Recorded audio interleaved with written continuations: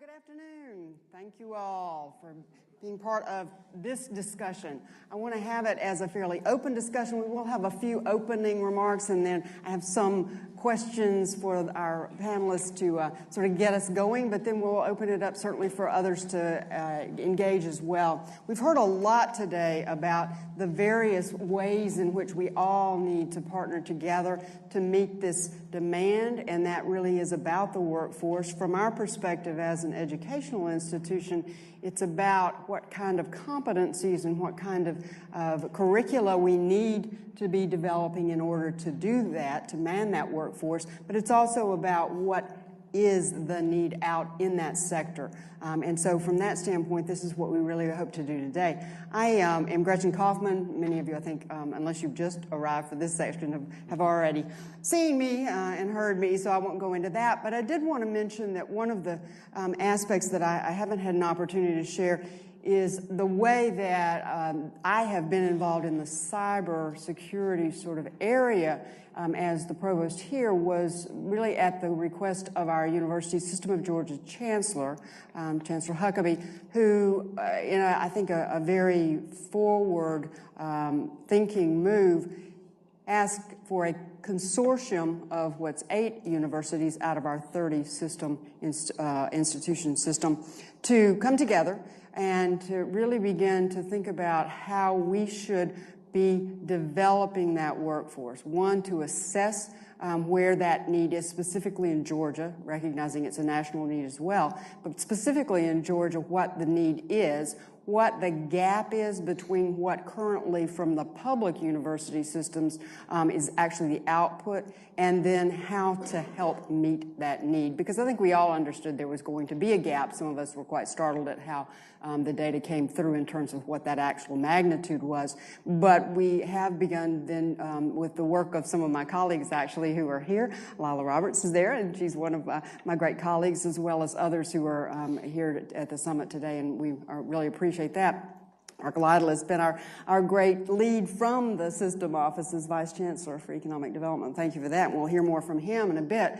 But it really did draw home to us the need to act in a system-wide way, and that is part of what our goal is, to present recommendations to the Board of Regents that would allow the university system to begin to leverage the assets that we have across our many institutions in ways that could increase the capacity output for this workforce. But to do that, we also need, as I mentioned, to understand what that spectrum of need is. So we've heard a good bit about that. We want to drill down, take some time now to talk with some folks who represent various different aspects of the industry and the government entities as well that really have that need. And so I would want to now really recognize my panelists. Thank you all for being part of this. And I'm going to give them each an opportunity to just tell you a little bit about how they came to the place that they are right now, and they're thinking about workforce and cybersecurity, and then we'll get into some more directed questions in those areas. So,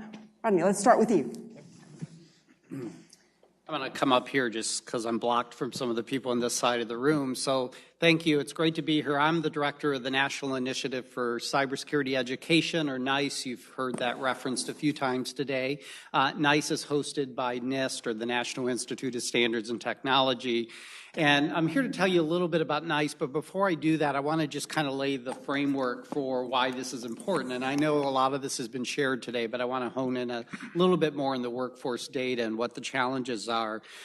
Burning Glass is a fairly well-known company that has analyzed the cybersecurity workforce and has observed that job postings have grown 91% between 2010 and 2014. So aside from the actual observation of shortage, we know that it's continuing to grow. We also know because of the competition, the salaries are at a 9% premium as compared to other types of IT jobs, and it's taking 8% longer to fill those jobs than other types of IT jobs. So the data begins to suggest that the demand is certainly growing at a time when the competition is getting more fierce. We also know that the demand calls for certain types of qualifications qualifications and experiences, including certifications.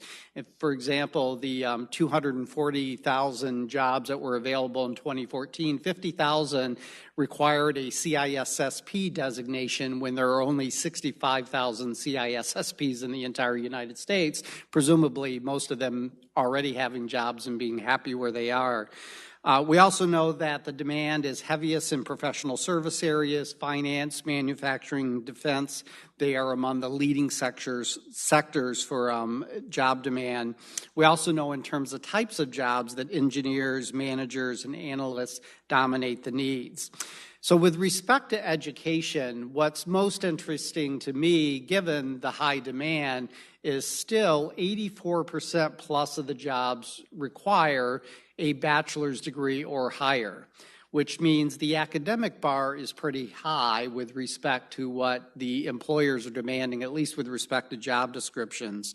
And similarly, with respect to experience, 83% of them expect 3 to 5 years or more of work experience. So, quite frankly, being here at GRU, trying to educate the next generation of cybersecurity professionals, you can begin to appreciate the challenges of hiring somebody with little full-time experience or somebody perhaps with a 2-year degree or who doesn't complete their college education. So I'll come back to that in a moment. But with respect to what's going on a state-by-state basis, the top 3 states in terms of number of cybersecurity jobs are California, Virginia, and Texas. Georgia is number 8, which is pretty remarkable, as we have been hearing and learning about. And more importantly, you are number 5 in terms of percentage growth. So I think the importance of this event and the conversations that have been happening over both yesterday and today are bared out in the facts. But here's the real data to think about in terms of where we're going in the next 5 years.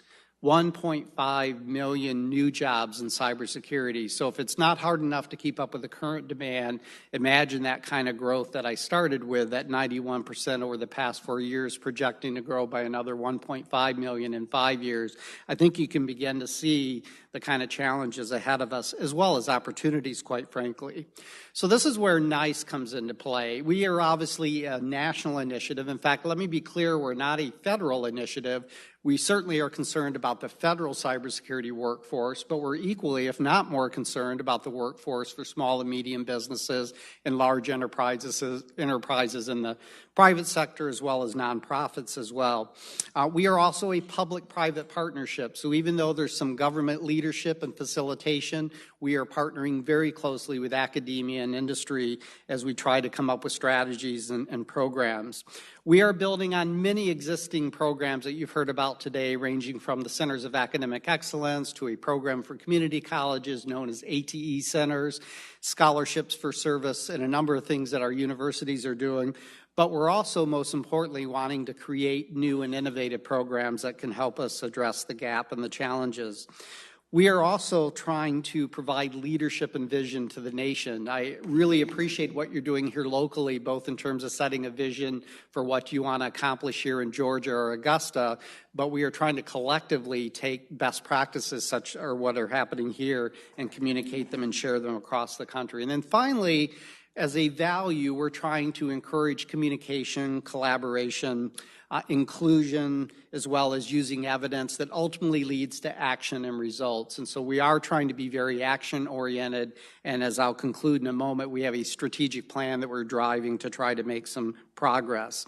So let me just say one quick thing in terms of how we engage with the private sector and how perhaps some of you can participate. In fact, a question was asked earlier today, if I could join an association or an organization, what would you recommend? And you don't really join NICE by paying dues or becoming a member, but you partner with us by supporting, contributing, and participating in the many things that we have planned both for this year and beyond. So one of those is the sharing and the identification of best practices, both that are happening at colleges and universities, K through 12 schools, as well as industry. And we actively look for those ideas so that we can give feedback as well as share them with others. We do have an annual conference that will be next month, November 3rd and 4th in San Diego, that will move annually really across the country.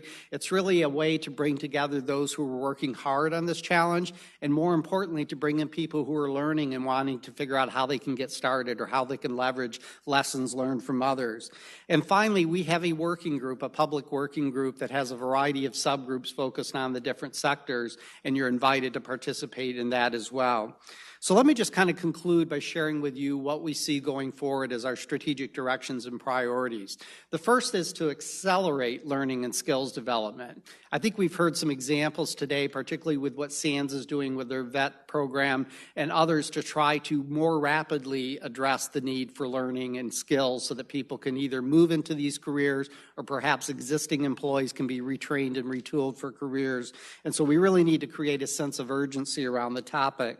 Secondly, is we're trying to nurture diverse learning communities, and not only the diverse learning communities in terms of the spectrum of K through 12 and community colleges and higher education and beyond, but also the diversity in terms of needing to get more women and minorities and veterans engaged in this particular profession.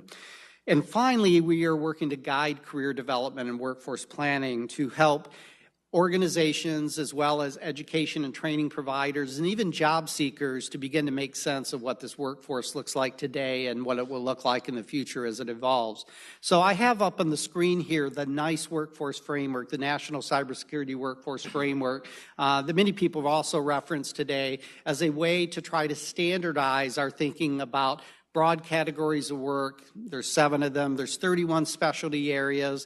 There's knowledge, skills, and abilities that correspond, as well as there's examples of competencies and tasks. And this resource is a great tool for any of you that don't know where to start, or maybe you're trying to assess your current workforce or decide what your training and education program should look like.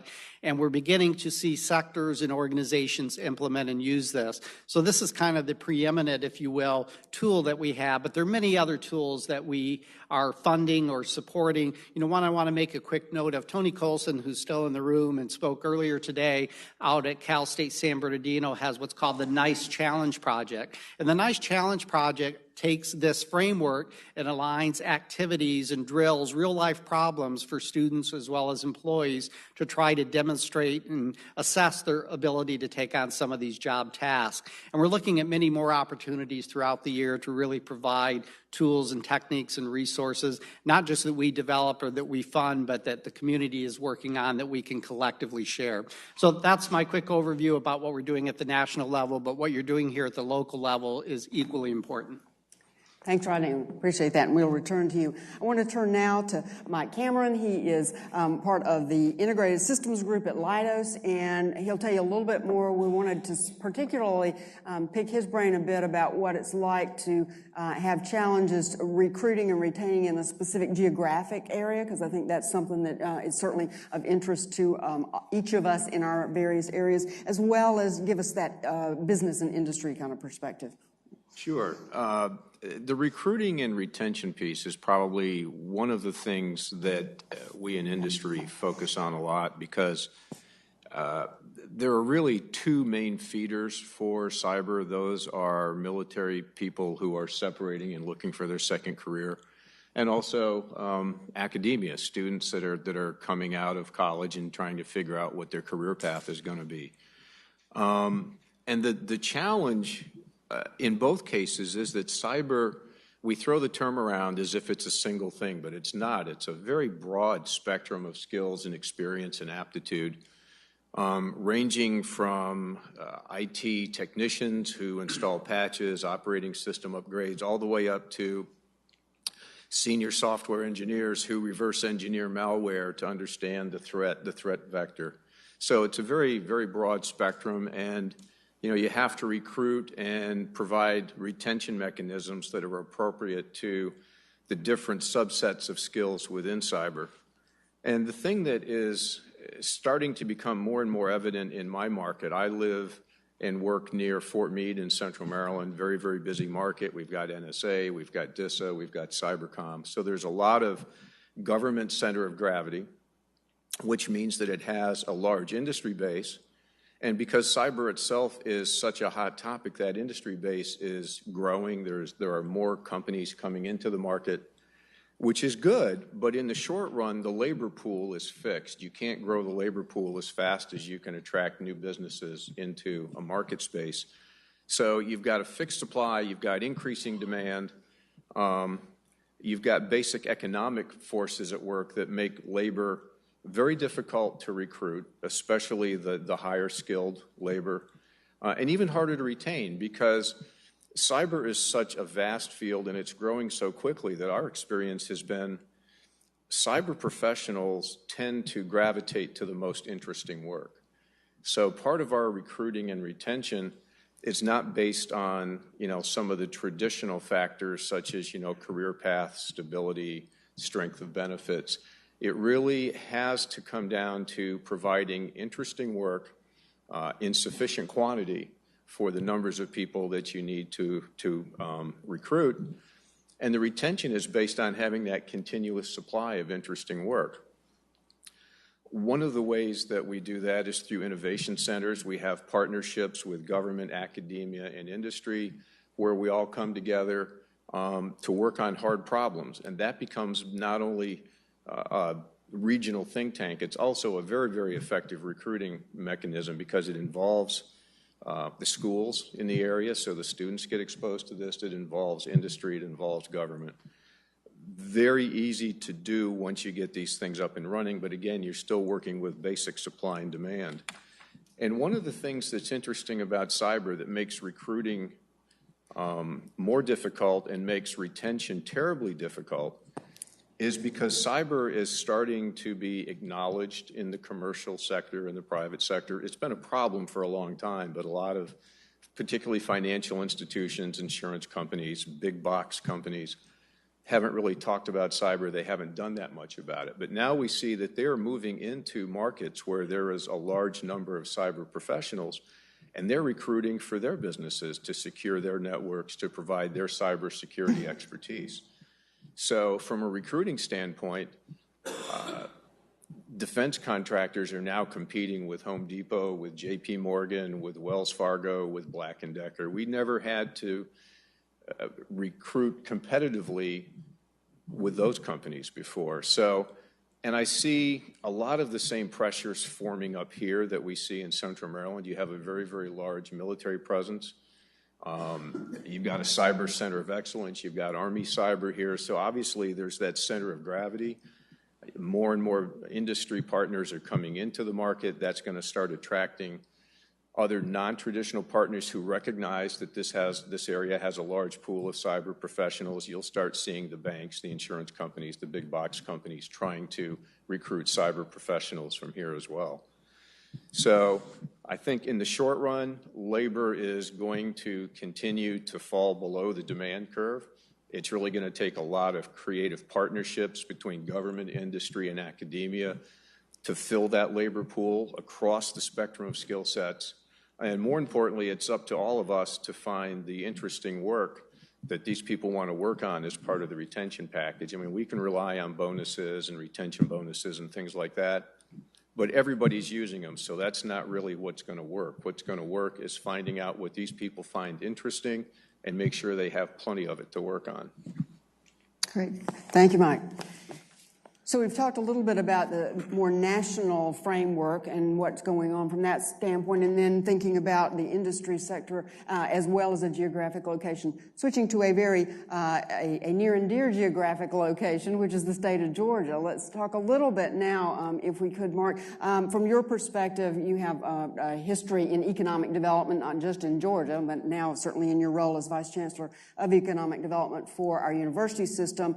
And we're just hearing, the sort of factoids like the fact that we are the 8th, I think you said, in terms of cyber jobs, but 5th largest growing. We know from the work that we've done in the consortium I mentioned that even as in 2014, which is an age ago in cyber speak, in that kind of timing now, but there were probably 200-fold more at least offerings in the public sector, not even the military, but just in the industry sector, of job openings than we were producing graduates in the university system that seemed to be at least even that baccalaureately prepared, not much less the type of experience and years that might be needed. So what do you see from a statewide perspective on this? Well, I actually work in three sort of closely related sectors. One is innovation and entrepreneurship and creating the right kind of ecosystems, communities through the universities that we have. The second is helping businesses to gain access to the assets of the universities, which is perhaps more complicated than it should be. It's certainly more time-consuming, but an important area. And the third one, shortly after I came on board, Governor Deal initiated something that he's called the High Demand Careers Initiative. And essentially that was a series of, now we're working on, next Wednesday I think will be session number 15. But to date I've spoken with about 115 companies in conjunction with representatives from the technical college system and Georgia's Department of Economic Development. And we've looked at the kinds of needs that our industries have expressed, a combination of our military requirements as well as a wide variety of industries.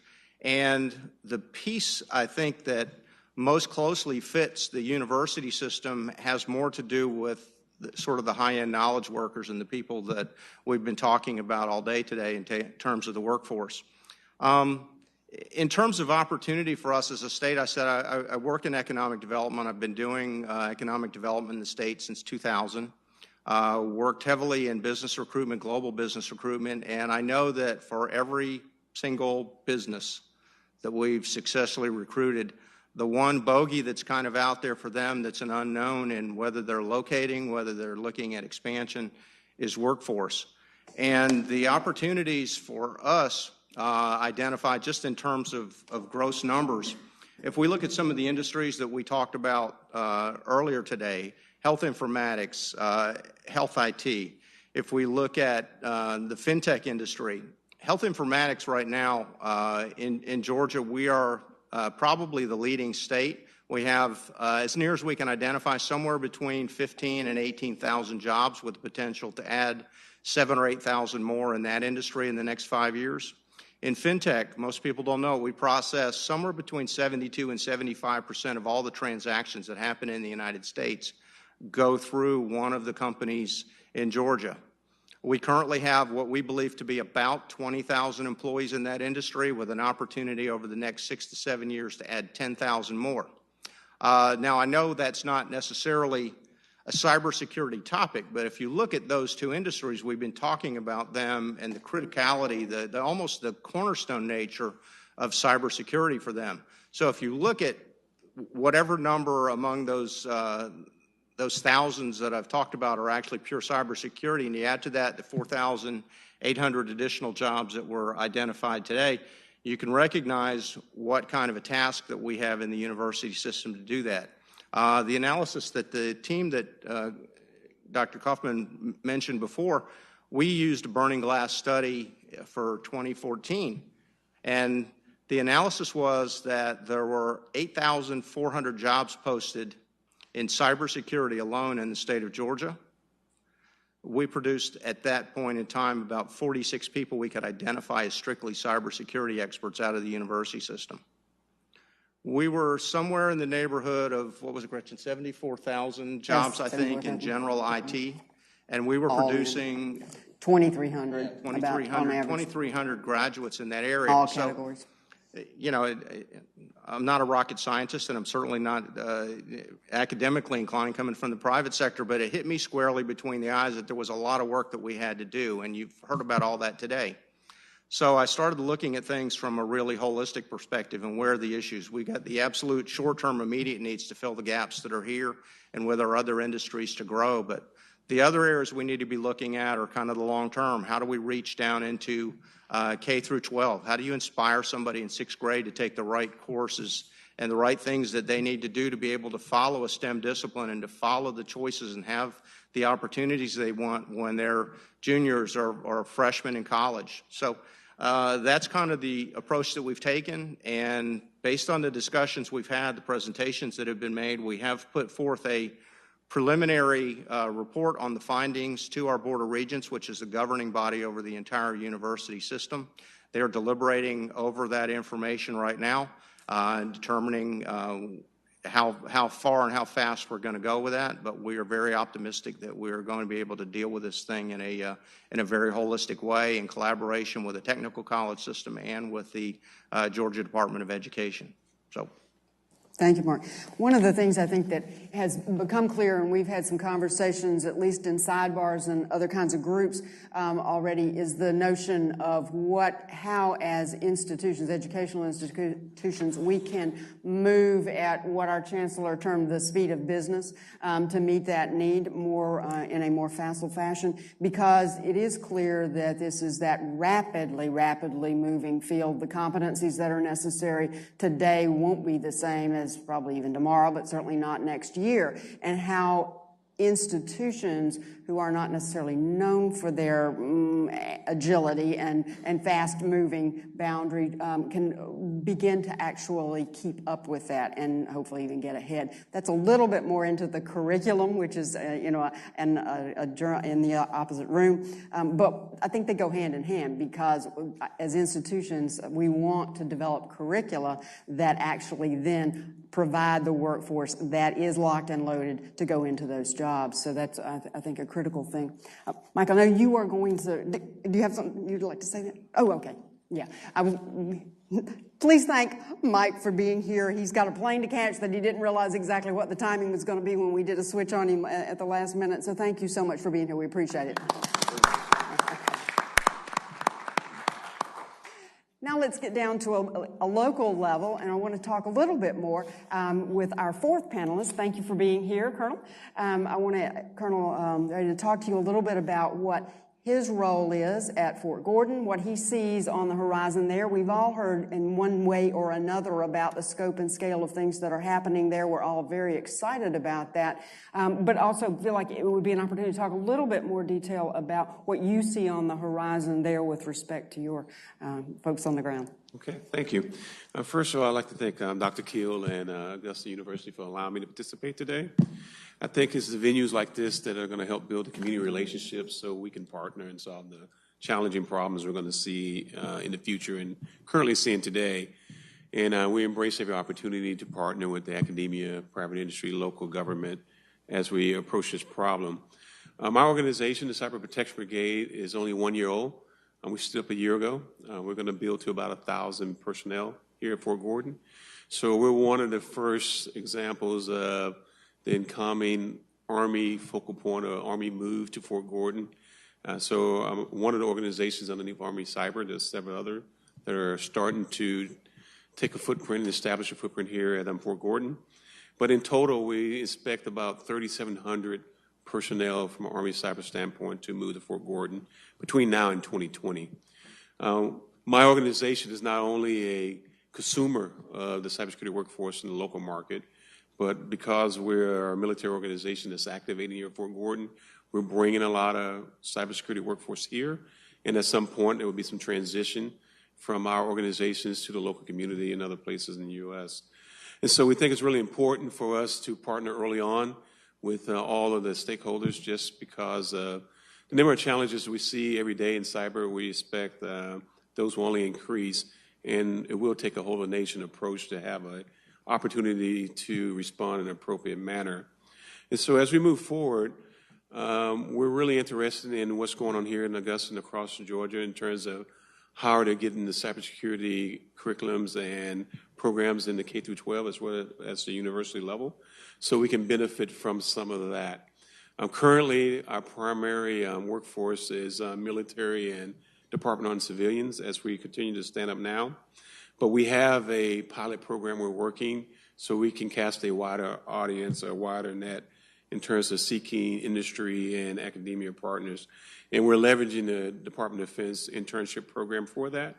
And we're looking forward to partnering with Augusta University on those requirements as we move forward. And we anticipate as soon as November this year, we'll be seeking candidates to participate in that DoD internship program where we can hire them on from academia or private industry and work with our organization. And so as we move forward, I think one of the challenges that we're seeing already is similar to what's been discussed earlier by both Mike and some of the other panel members, is ensuring that you have a workforce that's challenged. We don't see a large attrition rate now, but from prior experience, we do have to work really hard to keep the workforce challenged. It's not the same traditional incentives and things you would consider that would drive their interest in what they're doing. They have a passion for it in this particular sector, and if you don't challenge them, then they will find another place to do what they would like to do. And so I look forward to sharing some of our experiences as we move forward in this panel, but just anticipate that this is just one of many opportunities that Fort Gordon and Cyber Protection Brigade will have to partner with Augusta University and private industry and local government as we take on this cyber challenge together. Thank you so much.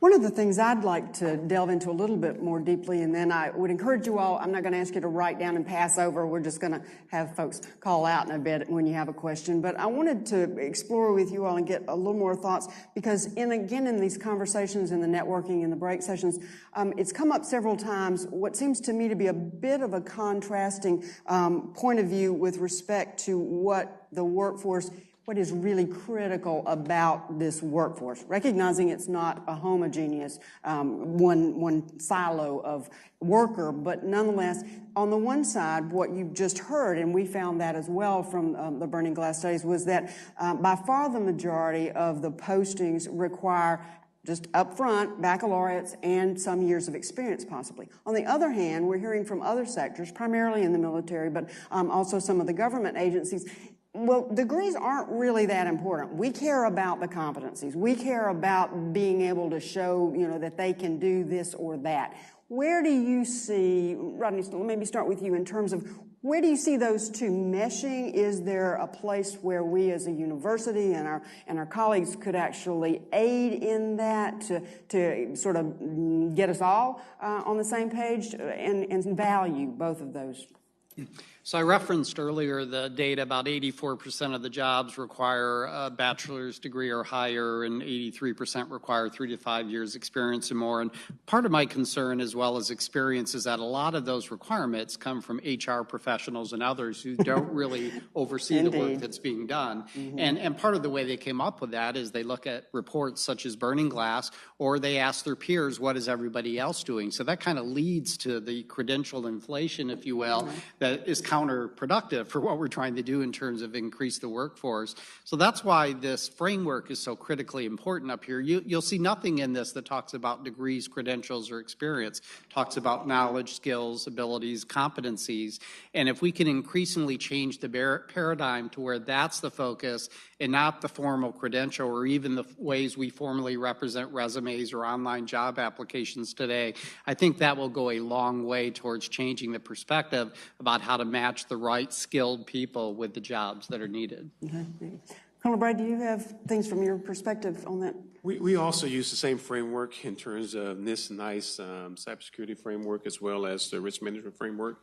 Predominantly, we really focus on the analyze, protect, and defend, and investigate piece of it, but definitely focusing on the knowledge, skills, and abilities and competencies versus degree. That's part of why we're leading towards the DoD internship program, or there's even an effort in the Army to create a separate cybersecurity workforce. We're kind of drawing today from the existing IT and networking workforce, and that does have some of the degree requirements and some of the old ways of thinking. But as we morph towards the cybersecurity workforce, it would definitely be more in line with the NIST and looking at the knowledge, skills, and ability and competencies, because quite often we see that the digital natives, and in some situations, it's not necessarily the degree they have or the experience they have. It's really about the skills and knowledge they have in terms of that evolving and innovative nature that they would bring to the workforce. And today we're missing out on that segment the way we're advertising for those jobs, I think. Mark, how do you feel that kind of dovetails into the university framework more? I think because of the nature of what's been said, I found that to be true in my interviews with the companies. I mean, it depends on their sort of status, if you will, whether they've been recently acquired, whether they have their own training, what exactly are the requirements. So I don't want to try and lump it all together, but I do know that we need to look at things holistically, and that's the combination of certificates and the credentialing and things that are stackable that people can work towards a degree so that it's not this thing in isolation and you have to be able to demonstrate the proficiencies to the companies.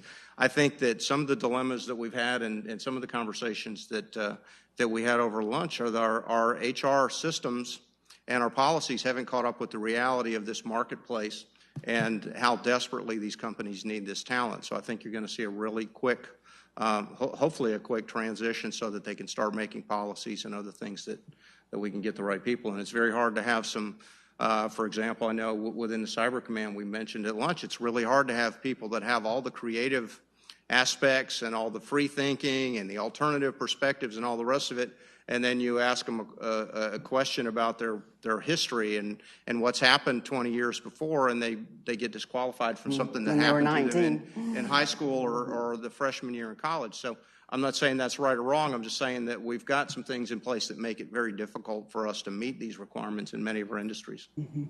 And I think another thing that has come out more, and we are aware of it in academia but have not been terribly rapid in our response to it, is the needs to really get arms around prior learning assessment and being able to do something that then adequately does assess knowledge, skills, competencies, and then appropriately credit in a way that still will provide academic credit in a way that meets our accrediting bodies, because of course that's key as well. We have to do that in a very responsible way, but clearly we need to be a little bit broader in our thinking around how to do that, so that again we can all get on the same, start even to use more of the same language, even in terms of talking about the competencies of this workforce. Are there questions from the audience? Does somebody have something they'd like to join in with at this point?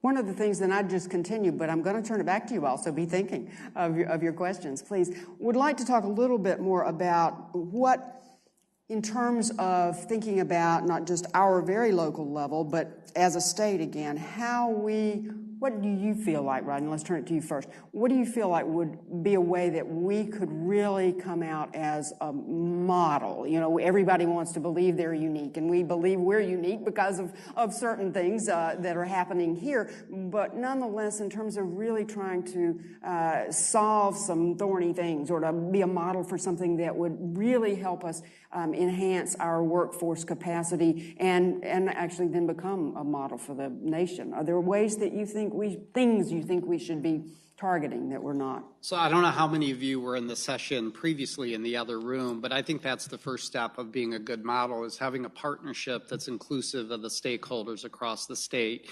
And it not only includes the academic partners, and I see a lot of university folks here, but I think we need to increasingly bring in the K through 12 teachers and administrators.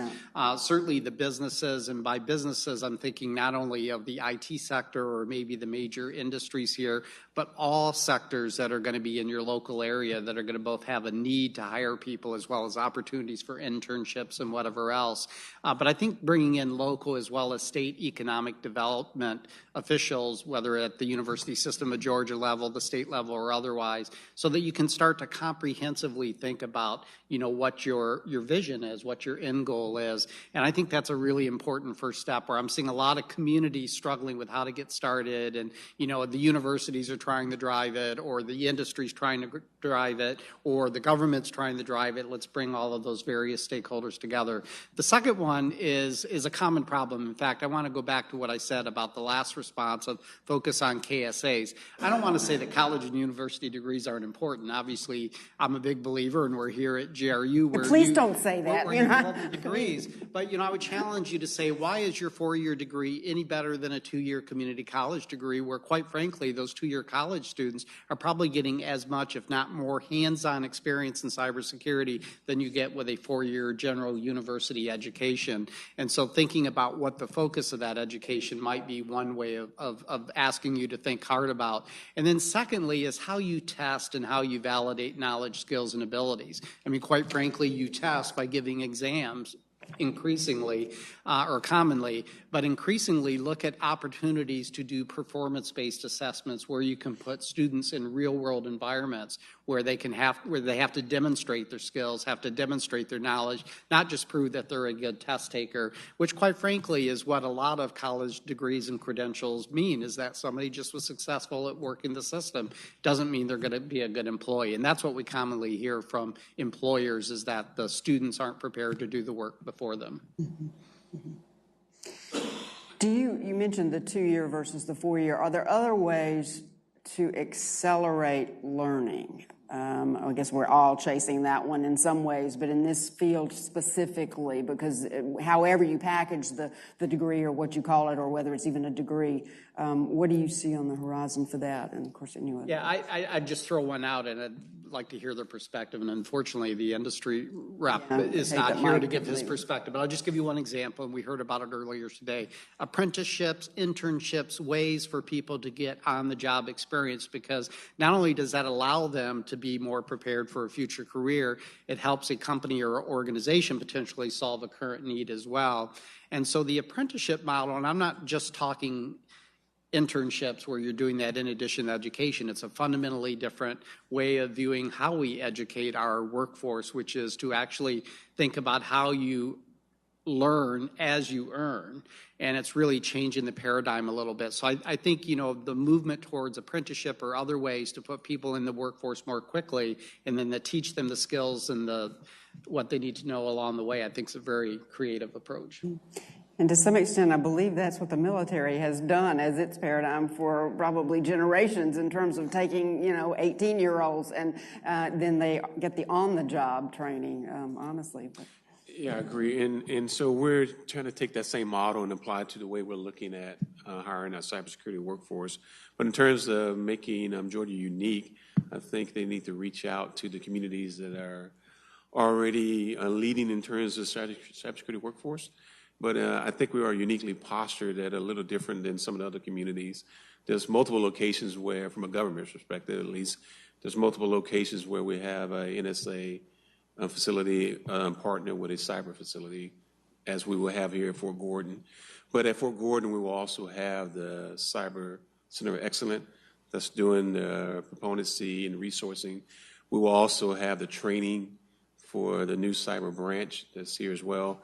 And so I think Fort Gordon and Augusta will be uniquely postured and slightly different than the dynamics at the other locations. Mm-hmm. And I think early on it would be wise to learn from what they've learned at those locations in Virginia, California, Texas, Hawaii. But from a military perspective, we have more organizations and more capacity that's going to be located here than the other ones.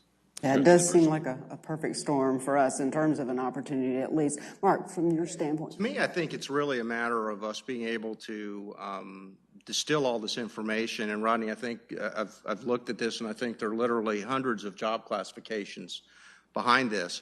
How do we distill down this broad spectrum of things that we're calling cybersecurity and maybe the greater space of IT, and get it to information that is actionable for us as academic institutions to begin to work on? I mean, until we know exactly what the requirements are, it's very difficult for us to determine what the curriculum is, what the delivery methods need to be, who the audience is for this.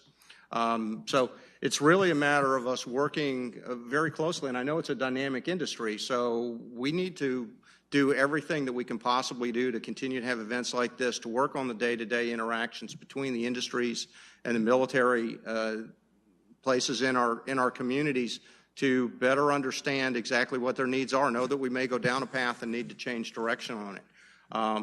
I've been a proponent of figuring out some kind of a baseline, and I don't know what that means, whether it's a year or 2 years worth of education, but some kind of baseline that is applicable across most of the IT and cybersecurity categories as sort of the core curriculum, if you will, and then figuring out what threads we need to take based on the industry and the direction that the students want to go.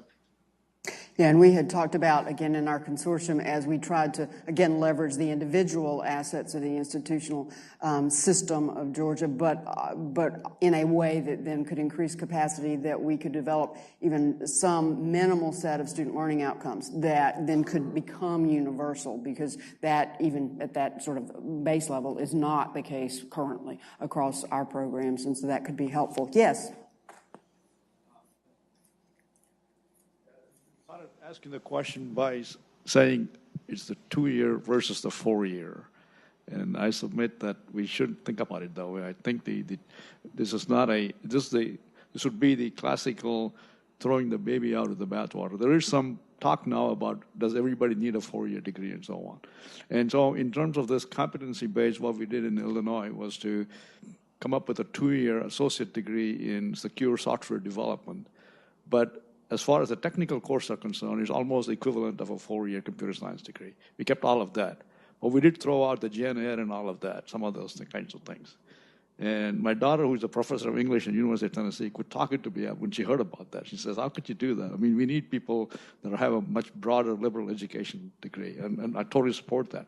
So what we're trying to do in Illinois is to get the 4-year universities and institutions to work with a 2-year program and have articulation agreement and tell the employers that when you hire these people from the German apprenticeship model, that pay them to continue to stay in college and get a 4-year degree. So that's one of the ways I think we can get across. And then the apprenticeship itself, the dual model that we talked about is one of the best ways that we can get people actual skills by not only just in the classroom, but that people really learn on the job.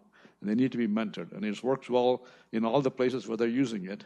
And so I think we should continue to use that 2-year model to get people skills, but make sure that they stay in college to get a 4-year degree and be useful citizens that we need them to be. Thank you for that perspective. Yeah. Questions, other comments? Yeah.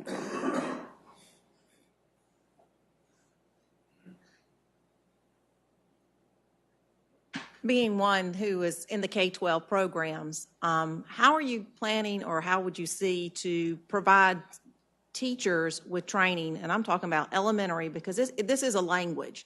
And the sooner they start learning that language, the faster they're going to pick up on it. So how do you get those teachers, without having them go back and get a 4-year degree in cybersecurity, how do you get them trained so that they can teach these kids? That's a great question. I hope my panelists have great answers to that. But I'll start by saying it's something we absolutely are focused on as well, though, in, again, this consortium I keep talking about, but the university system is recognizing, as we, for instance, even just, and it was mentioned, I think, earlier, in our local area through our ACE project, which was a bunch of partners here locally, actually developed what's now a high school pathway for the state of Georgia. It was accepted by the Georgia Department of Education, so that is a cybersecurity pathway at the high school level. And we are very concerned about, now that it's available and could be implemented at any public high school in Georgia, but there aren't teachers there that are actually, able to do that. And how do we help them get those competencies, much less going down into the deeper into middle school, as we know we need, into even elementary. So we don't have an answer yet. We just know that that's got to have some really serious attention. A few quick thoughts. One is that we've talked a lot about middle school and high school, but I think part of your question is what about elementary education? And I do think we need to start as young as possible. If you just think about it from a career perspective, middle school might be where they begin to explore careers, and high school is really a time when they prepare for careers in terms of curriculum, and a lot of people would say that even starts in middle school. But in terms of career awareness and career interest, that starts at a very young, impressionable age. I have a daughter who's going on to be a teacher, and when she was in 3rd grade, she set up the basement like a schoolhouse where she practiced teaching, because that's what she saw every day, right? Now, do kids in elementary school, or have they historically seen these kind of roles in cybersecurity up in front of them as role models or as people in the community? Not. So we need to increasingly really raise that career awareness at a younger and younger level by having more people that can share what their jobs are and how that relates to future opportunities. I think your real question is about capacity for teachers, which has been a similar challenge for capacity for colleges and universities.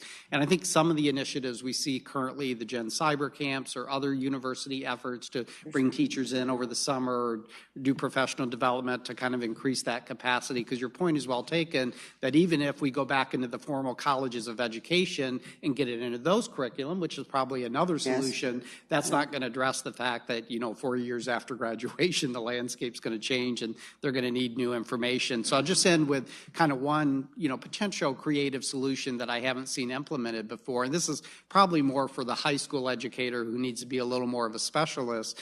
NIST funds a national K-12 cybersecurity education conference that was just held 2 weeks ago, and we plan to do this annually, really as a way to bring together K-12 educators, administrators, and others to think about these kind of hard questions. And at that event, somebody said, why don't we do internships for teachers like we do internships for students? In other words, put them into a job or a real-life situation where they're not only learning the book knowledge, but they're learning the kind of skills and techniques they have to, in turn, teach their students in the classroom.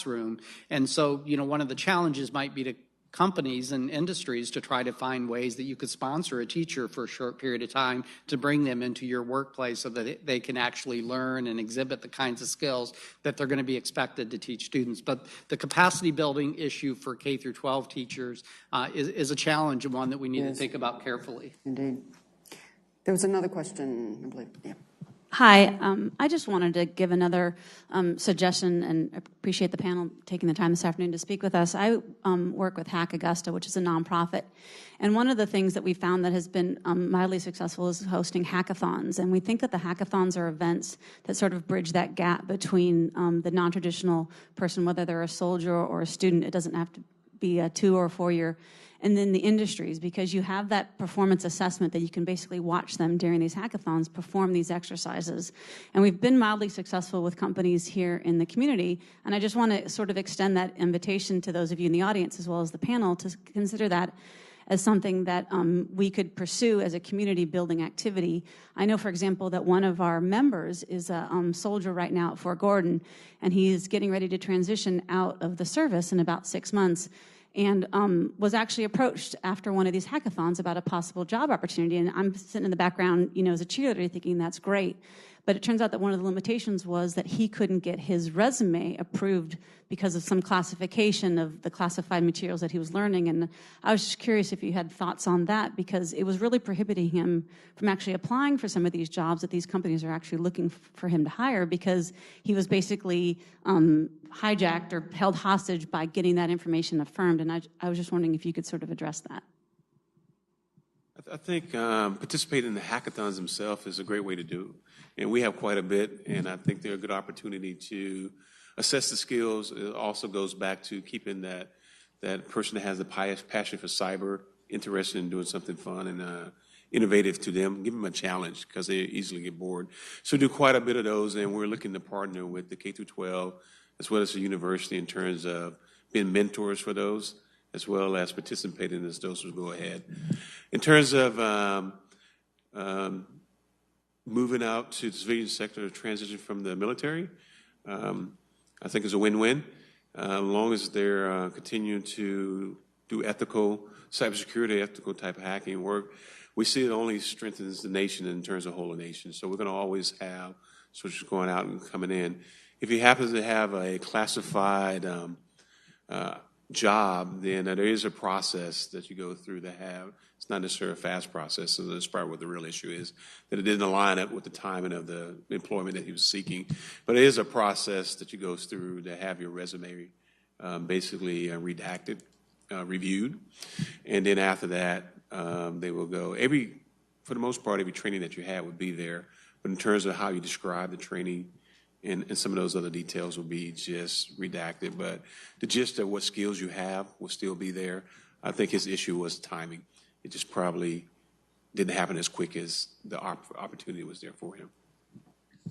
You know, the example of competitions reminds me, we tend to focus a lot on curriculum in a formal school setting, and it reminds me of the importance of the co-curricular activities in this space, because not only does it build the competencies and the skills, it certainly also helps you to demonstrate those skills in a performance-based ways that employers can observe.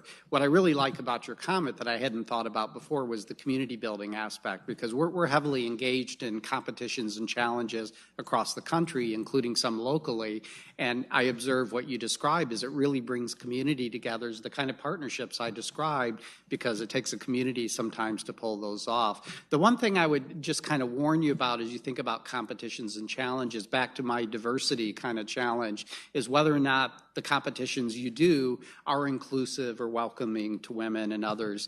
We do know there's some research as well as some observations that, particularly when it's a male-dominated field to begin with, that the environment of competitions may not be exactly inclusive or friendly to women. And so you may need to think of other ways to kind of interject the idea of challenges or competitions without excluding the population we're trying to reach. Great point. Well, we are almost upon the hour. Any final questions? Or if not, we'll go through and see if there's any other comments that our panelists would like to make. Yes, Tony. Throughout the day, there's been a constant theme as we're talking about cybersecurity regarding the kinds of skills that are required, for instance, or certain attributes, diversity, critical thinking skills, analytical skills. As we're thinking about reaching younger and younger people, can you speak to the importance of either all of these or some of these as fundamental skill sets that are required? Software development, database development or management, and also network infrastructure. I think some of the skills that we look for, and I have to see which one of these kind of translate in early on in the training model, but what you named is definitely there, and so there's a big push for STEM, and we need that in a lot of industries. We need to push for that. But quite frankly, I want them to be able to not only have analytical skills, but think in an abstract way as well.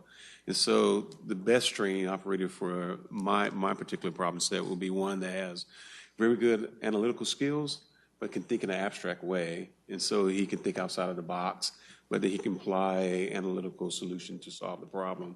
Now, how do you get all that in one person? It takes time to build both. Typically, as we come up through that cyber hierarchy, it's a lot of different skills and training. And as you work your way through, most of that is very analytical and systematic. But when we get to the point where you're actually trying to protect and defend and analyze and investigate, then you really have to be able to think outside of the box, and critical thinking, creative thinking is important as well. How do we translate that early on? It's very difficult because the ones that do it well have kind of worked their way through a hierarchy.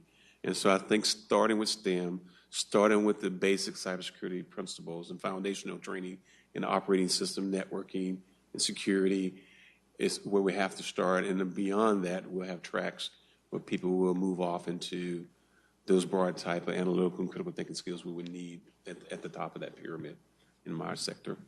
So I want to just give a quick story and an anecdote. So I consider myself a cybersecurity professional, and aside from what I'm doing currently, one of my earlier jobs was the Director of Policy and Planning for the Vice President and CIO at the University of Maryland. So I fell in this oversight and development category, and there's actually a specialty area known as strategic planning and policy development. That was what I did. I had a political science business major. I had a law degree.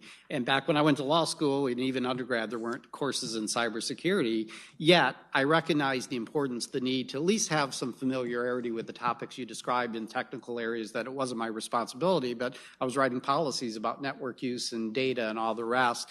And so I got that exposure mostly by going to conferences, getting training and other ways to round out my own education and experience. Fast forward to today, this isn't just about computer science and engineering. It's about a lot of disciplines, including law. And we're working with law schools who are now offering courses in cybersecurity or specializations in cybersecurity. We know there's a lot of business schools who have programs in information systems and management, a lot of roles that could lead to oversight and development kinds of roles, if you will. So this is really an activity that's exciting because it's multidisciplinary. And I think some of the colleges that are experiencing the greatest success are not doing it within a single department or college. college, they're doing it across the campus and engaging as many disciplines as possible.